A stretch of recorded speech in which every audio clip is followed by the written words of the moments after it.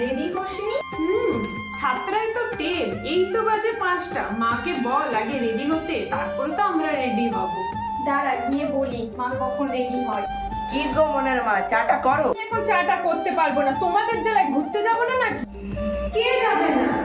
কেন যাবে না? মা যাবে না। কতদিন পর ঘুরতে যাবো বলতো? চল তো আমরাই রেডি হই। মনা আমাকে একটু লিপস্টিকটা পরিয়ে দে তো। দেখলি তো বোন, মা নাকি যাবে না।